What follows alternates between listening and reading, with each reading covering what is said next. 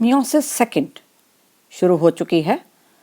ये बिल्कुल माइटोसिस से मिलती जुलती है, इसीलिए इसको इक्वेशनल डिवीज़न भी कह देते हैं। इस वाली मियोसिस सेकंड को इक्वेशनल सेल डिवीज़न, क्योंकि ये इक्वेट कर रही है, यानी क्रोमोसोम नंबर को बरकरार रखती है। ये यहाँ रिडक्शन नहीं हो रही। रिडक्शन कहाँ हो चुकी है? मियोसिस फर्स्ट में ही क्रोमोसोम्स का नंबर रिड्यूस हो चुका है। अब तो केवल बराबर हो रहा है, आगे आगे इक्वेशनल है। वो अभी आपको पता चलेगा कैसे। इसकी भी 4 स्टेजेस है: prophase second, metaphase second, anaphase second, telophase second. आपने देखा था कि टीलोफेज फर्स्ट में हमने क्रोमोसोम्स का ऐसे ऐसे बना दिया था एक न्यूक्लियस के अंदर, यानी क्रोमेटिन मटेरियल बनाया था लास्ट में। अब प्रोफेज सेकंड में क्या होता फिर से? This will start losing water, it will condense and form thick rod-shaped structures called chromosomes. They are formed again. Nuclear membrane starts disappearing, nucleolus starts disappearing, as you can see. Spindle fibers start appearing.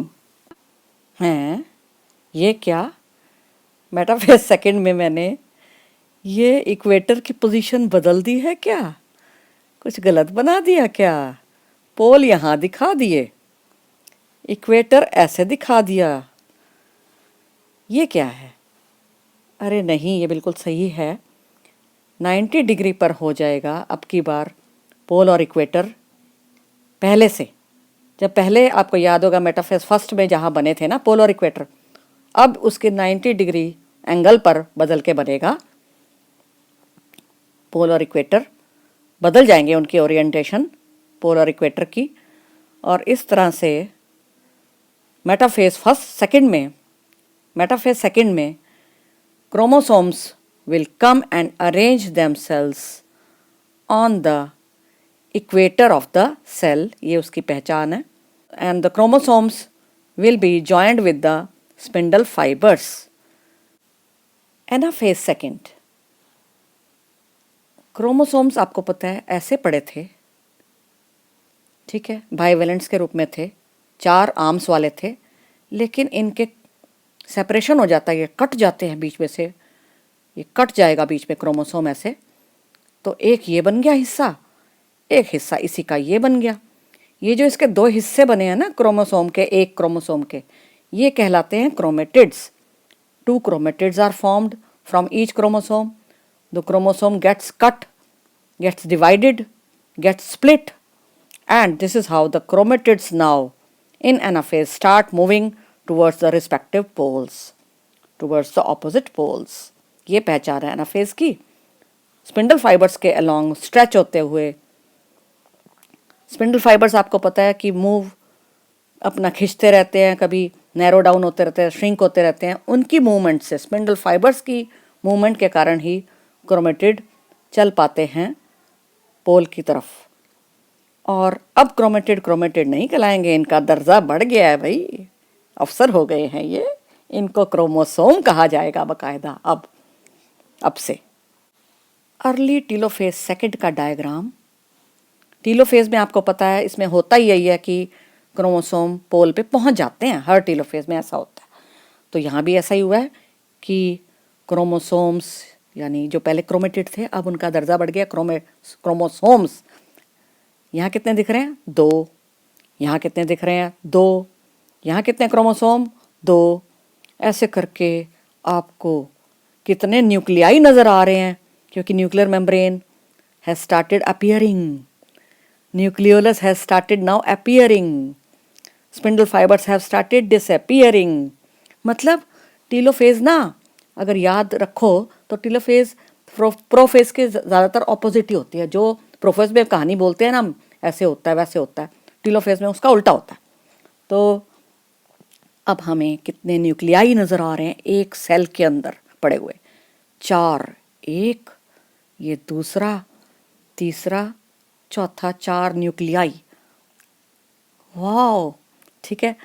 और इनमें chromosomes यहाँ poles तक पहुँच गए हैं early telophase second. Meiosis second की अब है लेट टीलोफेज सेकेंड का डायग्राम।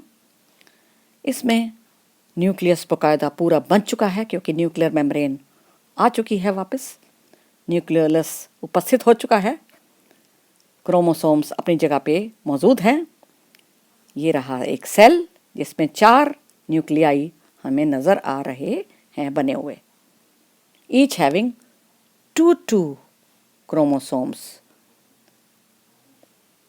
ये तो हम लेके चले थे ना, उसके अकॉर्डिंग ही बनेंगे ना, जितने लेके चलोगे स्टार्टिंग में पेरेंट सेल में उसके अकॉर्डिंग ही यहाँ पर नंबर ऑफ क्रोमोसोम नजर आएंगे।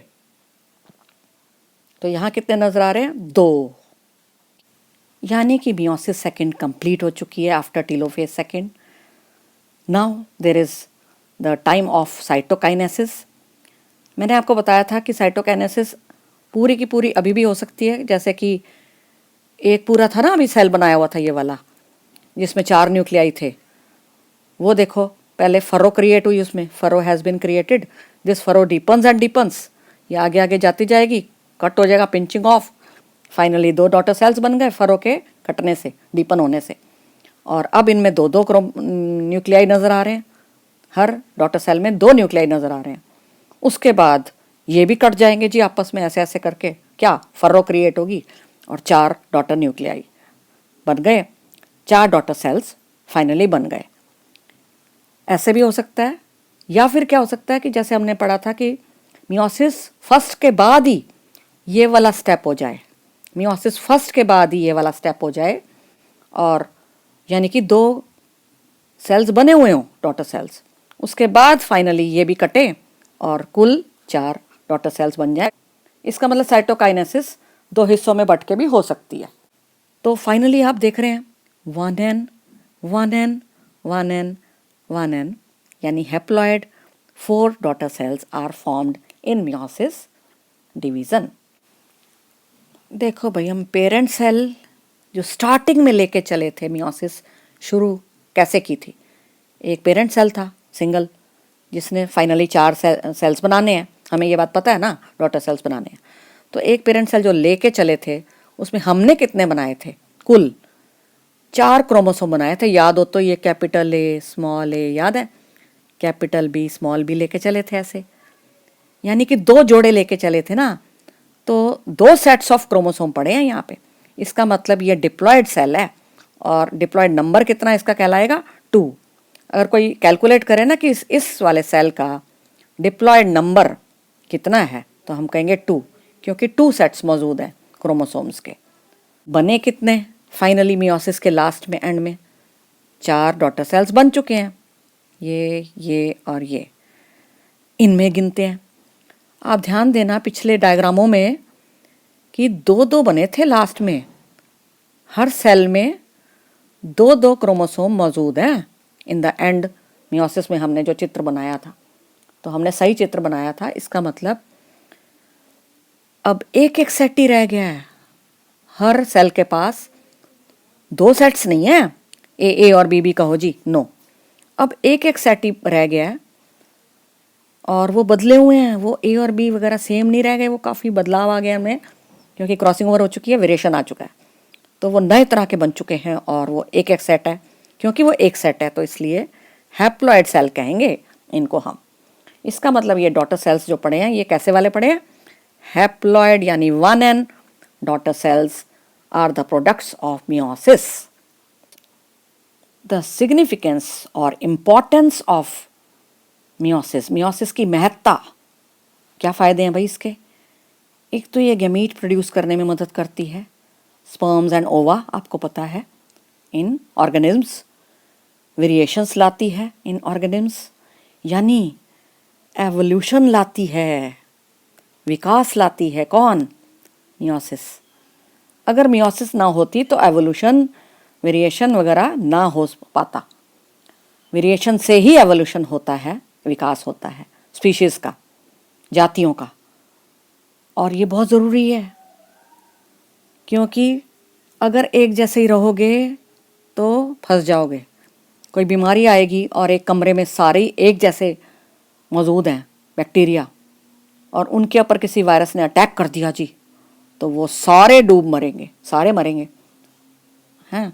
लेकिन अगर बैक्टीरिया अलग अलग होंगे, उनमें वेरिएशन होगी, और तब उन पे कोई वायरस अटैक करेगा तो कुछ तो जी जाएंगे, वो उससे लड़ पाएंगे क्योंकि वो जेनेटिक्स, उनके जीन्स ऐसे हैं, और कुछ बेचारे मर जाएंगे, लेकिन कुछ जिंदा तो रह पाए ना। तो इस तरह से एवोल्यूशन बड़े काम की चीज़ है, वेरिएशन बड़े काम की चीज़ है। Third point, maintaining the chromosome number in species in organisms, ये बहुत ज़रूरी है। अभी ये करते हैं एक एक करके। Human being is made of body cells यानी somatic cells and germ cells of course. Body cells कौन से हैं? जैसा कि नाम बता रहा है, जितने भी हमारी बॉडी में सेल्स हैं, ये जो ब्लड सेल देख लो या किडनी का सेल देख लो उतार के, लिवर का सेल देख लो, डाइजेस्टिव सिस्टम से कोई भी सेल ले लो, हैं, और त्वचा से कोई भी सेल ले लो, कहीं से भी ले लो, बोन का या मसल्स का सेल ले लो, वो सारे 2n होते हैं, यानी वो डिप्लॉयड होते हैं नेचर में। हर सेल को अगर आप माइक्रोस्कोप के नीचे देखने लग जाओ उखाड़ के तो आपको 46 यानी 46 क्रोमोसोम गिनने में आएंगे। हाँ, गिने जा सकते हैं। और यानी 23 जोड़े, पेयर्स पड़े हैं। Reproductive organs of human being, ovary and testis. अगर ओवरी और टेस्टिस को देखें तो इनमें पैदा होते हैं ओवरी से क्या? ओवम यानी एग। टेस्टिस प्रोड्यूस करेगी गैमीट, यानी कौन से वाला? मेल गैमीट यानी स्पर्म।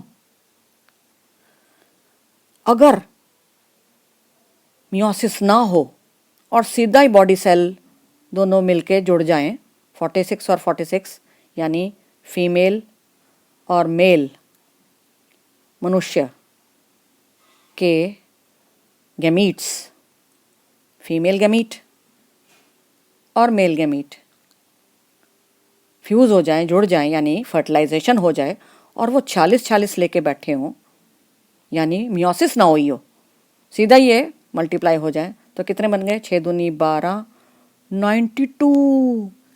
ऐसा जाइगोट तो बन ही नहीं सकता, नॉन एग्जिस्टेंट बन नहीं सकता भाई। ठीक है, तो आगे क्या होगा उस मनुष्य का? अगर ये चलने में आ गया, वो तो पता नहीं कैसा मनुष्य होगा, क्या दैत्य या क्या। इसलिए मियोसिस होती है।